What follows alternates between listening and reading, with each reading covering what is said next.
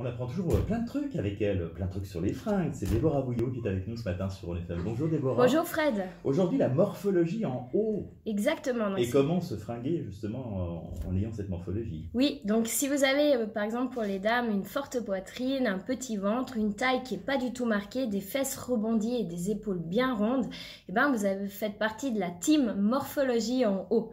Donc ça c'est une morphologie qui souvent on a envie de se cacher un petit peu derrière les vêtements, et puis justement c'est là qu'il faut éviter ça. On dit aussi par exemple les idées reçues qu'il faut porter exclusivement du noir parce que ça mincit, et ça c'est pas du tout vrai en fait. Non, bah tiens. Voilà, c'est justement avec cette là vous cassez les légendes. On casse les légendes, et puis c'est vraiment ça. Vous pouvez faire le test devant le miroir avec ce que je vais vous dire, ce qui va suivre. Vous allez paraître, même si vous avez des kilos en trop, en tout cas une dizaine de kilos en moins en vous regardant dans le miroir avec d'autres vêtements. Parfait. Il faut oser l'audace et avoir des bonnes associations.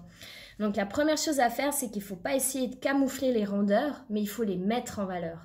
Et puis à partir de là, vous allez pouvoir jouer sur des matières et sur des types de vêtements.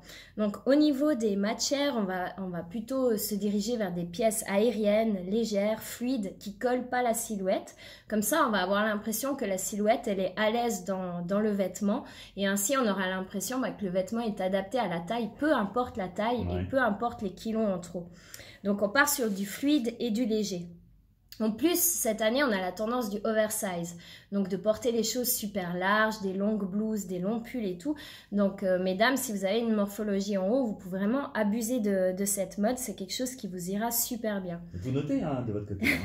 On a tendance à voir aussi des fois à porter des leggings parce qu'on est bien dedans. Puis parfois, quand on a une morphologie en haut, on se sent plus à l'aise dans des vêtements où on peut bouger et puis être plutôt à l'aise. Mais en fait, c'est vraiment le contraire que ça fait. Si vous vous regardez justement dans un miroir vous prenez en photo avec le vêtement, avec le legging, et puis à côté, vous allez vous diriger vers un pantalon fluide où la jambe elle est floutée à l'intérieur, taille élastique, quelque chose qui est tout aussi confortable à porter, mais par contre, quand on va regarder dans le miroir, on aura l'impression que votre jambe, elle est aérienne à l'intérieur du pantalon. Donc c'est un bon truc de se prendre en photo. Oui, alors ça aide des fois juste à prendre conscience en fait, parce que ce qui est difficile, c'est de changer les habitudes. Donc si on a porté pendant 10 ans des leggings qui collent à la peau, on a de la peine à croire que autre chose peut nous aller. Souvent aussi, on peut avoir un manque de confiance en nous, et puis du coup, de tout d'un coup voir la photo ou de demander l'avis à une tierce personne ou quelqu'un de la famille, ça va se dire, ah bah ouais, waouh, ça te va bien, ça te mincit, c'est vrai qu'on a du mal à être objectif quand même. Oui, souvent on est trop dur avec nous-mêmes,